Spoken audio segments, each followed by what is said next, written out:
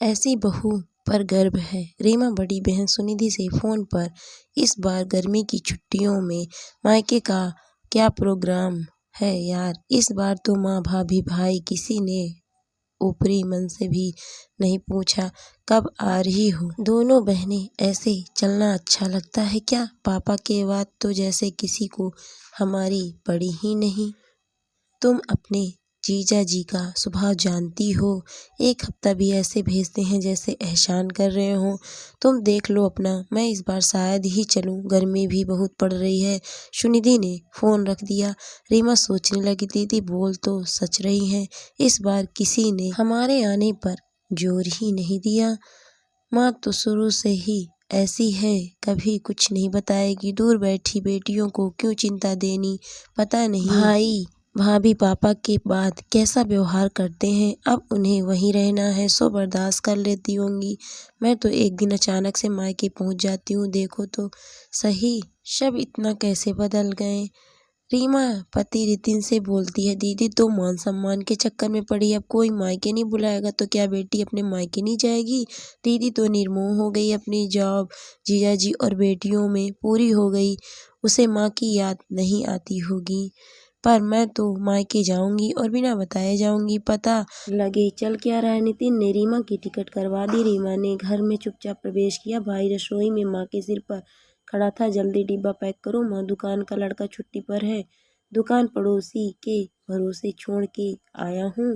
माँ बूढ़ा शरीर लेकर धीरे धीरे रोटी बेल रही थी। जैसे तैसे डिब्बा पैक किया, भाई जल्दी में निकल गया। रीमा का पसीने में तरबतर। माँ को देख खून खौल रहा, वो दूर खड़ी कोने में छिपी सब देख रही। इतने में माँ ने पैर से पोंछा लगाना शुरू किया तो रीमा से रहा ना गया।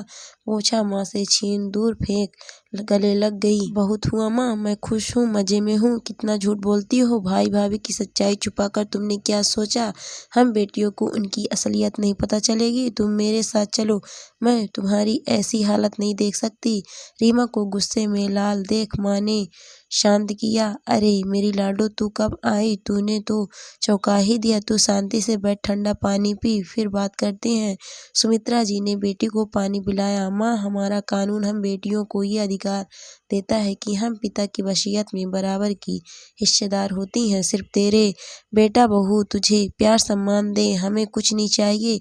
सेवा करने के बजाय इस उम्र में भी तुमसे काम ले रहे हैं। मैं सुनिधि दीदी को सारी सच्चाई बताकर बुलाती हूँ, अपने वकील देवर को बुलवाती हूँ, दोनों भाई भाभी के होश ठिकाने आ जाएंगे।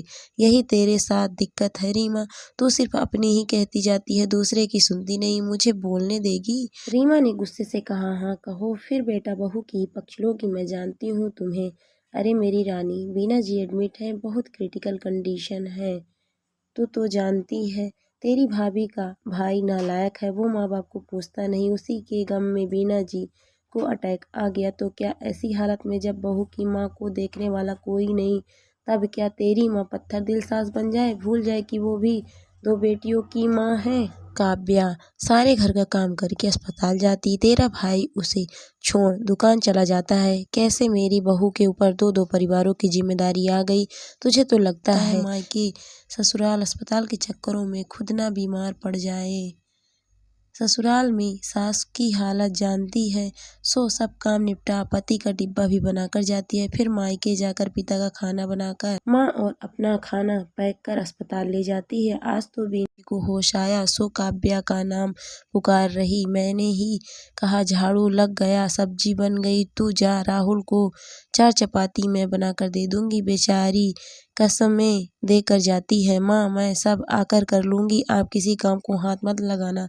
मैं बूढ़ा शरीर उसके किसी काम का नहीं आ पाती। खड़े खड़े 4 चपाती सेक दी या पैर से आंगन पोंछ दिया तो तूने भाई भाभी को विलन समझ लिया। कोर्ट कचहरी तक पहुंच गई मेरी चिंकी, मुझे पोंछा कहाँ लगाने देती। ये तो वो ट्यूशन गई है, सो मैंने सोचा दोनों माँ बेटी गर्मी में थकी हुई आएंगी तो खड़े खड़े मैं ही लगा दूं। रीमा को अपनी सोच पर बेहद शर्मिंदगी हुई। अपनी माँ और भाभी पर गर्व होने लगा, आंखें नम हो गई। जिस माँ को लाचार और मजबूर मान रही थी वो कितने बड़े जिगर वाली है। जिस भाभी के लिए इतना गलत सोच रही थी वो हमेशा वीडियो कॉल पर मुस्कुराती दिखती। अपने दर्द तकलीफ का हम नंदों को एहसास तक नहीं होने दिया। सच में मेरी माँ एक महान सास और मेरी भाभी दुनिया की सबसे अच्छी बेटी और बहू है। काव्या के आते ही रीमा ने बहुत गुस्सा किया। क्या भाभी, इतना पराया कर दिया? इस बार हम नंदों को मायके का बुलावा तक नहीं भेजा। वो दीदी, परिस्थिति ही कुछ ऐसी बन गई। काव्या आगे कुछ बोल नहीं पाई, फपक कर रोने लगी। रीमा ने संभाला। आंटी अब कैसी हैं भाभी? माँ ने सब बताया। आप अकेली इतनी मुसीबतों से जूझ रही हो, क्यों आपने हमें दर्द बांटने लायक भी नहीं समझा? हम बेटियां सिर्फ आपसे अपनी माँ की देखभाल की उम्मीद करते थे। इसका मतलब ये नहीं कि भाभी अपनी माँ के लिए अपने एहसासों को खत्म कर दें। आप ये मायके ससुराल का चक्कर बंद करो। आंटी अंकल का खाना यहीं बनेगा, आप यहाँ से दोनों को टिफिन बनाओ। अस्पताल के चक्कर मैं लगा लूँगी। अब मुझे कार चलानी आती है, भाई को दुकान से आने की ज़रूरत नहीं, रीमा ने साफ कहा। लेकिन दीदी, ये छोटा शहर है, मेरे मम्मी पापा मेरे ससुराल से आया खाना नहीं खाएंगे। जग हंसाई होगी। आज मेरे भाई ने मुंह नहीं मोड़ा होता तो मेरे माता पिता इस तरह दर बदर नहीं हुए होते। काव्या ने रुग्ध स्वर से कहा। ये भी कोई बात हुई? माता पिता की सेवा पर बेटा बेटी दोनों का अधिकार है। मुझे और सुनिधि दीदी को तो सिर्फ बेटियां ही हैं, फिर हमें तो बुढ़ापे में वही देखेंगी। सारी जिंदगी की कमाई उनकी पढ़ाई लिखाई शादी में लगा दो, फिर बुढ़ापे में बेटे की तरह उनका भी फर्ज बनता है। अब ये फालतू बातें कोई नहीं मानता, रीमा ने काव्या को समझाया। सुमित्रा जी दूर खड़ी मुस्कुरा रही। रीमा के फैसले पर उनको गर्व था। जल्दी ही बीना जी अच्छी होकर अपने घर चली गई। रीमा ने भी वापसी की तैयारी की। धन्यवाद दोस्तों।